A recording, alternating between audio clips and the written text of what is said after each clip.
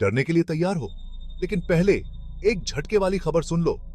क्या तुम्हें पता है कि 80% लोग हमारी कहानियां तो बहुत पसंद करते हैं, लेकिन अभी तक सब्सक्राइब नहीं किए हैं? हाँ, बिल्कुल सही। अगर तुम भी उन 80% में से हो, तो हमारी एक छोटी सी गुजारिश है। बस नीचे स्क्रॉल करो और सब्सक्राइब बटन दबा दो, और साथ ही बेल आइकॉन भी दबा दो, ताकि हमारे नए डरावने अपलोड्स कभी मिस ना हो।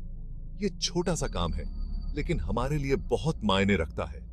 चलो, हमारे खौफनाक कम्युनिटी में शामिल हो जाओ और डरने के लिए तैयार हो जाओ। रुको, क्योंकि आज की डरावनी कहानी बस शुरू होने वाली है। मजा मत छोड़ो। अनिल और उसके दोस्त बचपन से ही बड़े शरारती थे। हमेशा कुछ नया करने के चक्कर में रहते थे। गांव के बाहर एक पुरानी हवेली थी, सालों से बंद थी। लोग कहते थे कि वहां भूत रहते हैं।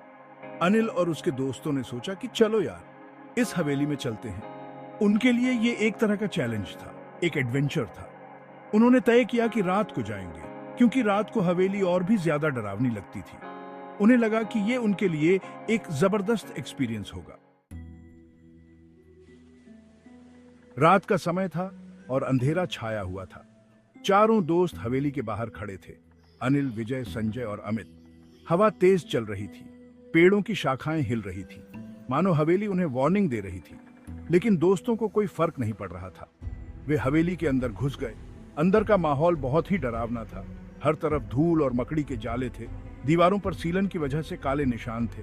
हवा में एक अजीब सी स्मेल थी, लेकिन दोस्त डरते हुए भी आगे बढ़ते रहे।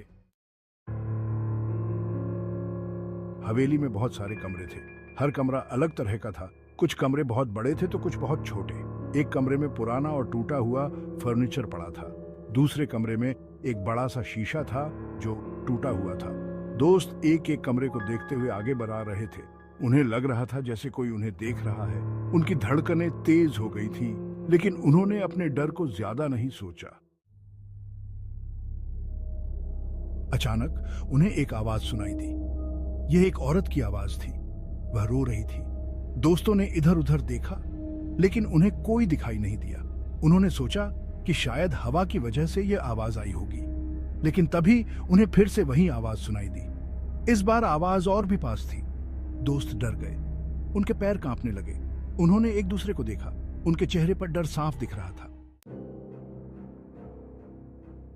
अचानक अनिल ने हिम्मत करके पूछा, कौन है वहां? लेकिन कोई जवाब नहीं आया। सिर्फ हवा की आवाज आ रही थी। फिर अचानक हवा तेज हो गई। हवेली के दरवाजे और खिड़कियां जोर जोर से बजने लगी। दोस्तों को समझ आ गया कि कुछ गड़बड़ है। वे डर के मारे चिल्लाने लगे।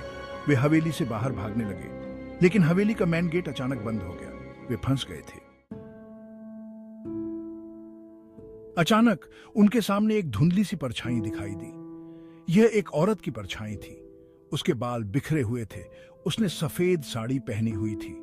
उसकी आंखों से आंसू बह रहे थे। दोस्त डर के मारे जमीन पर बैठ गए।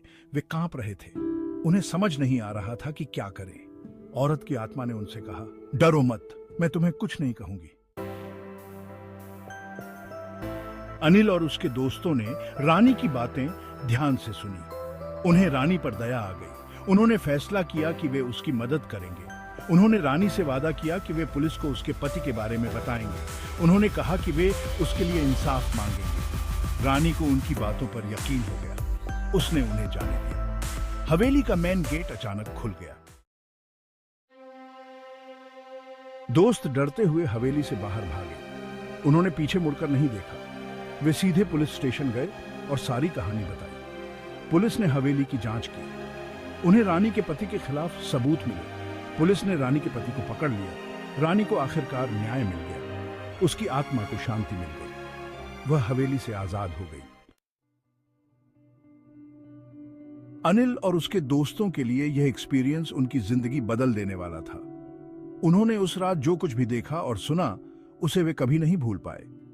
उन्हें एहसास हुआ कि दुनिया में कुछ ऐसी ताकतें भी हैं जिनके बारे में हम नहीं जानते।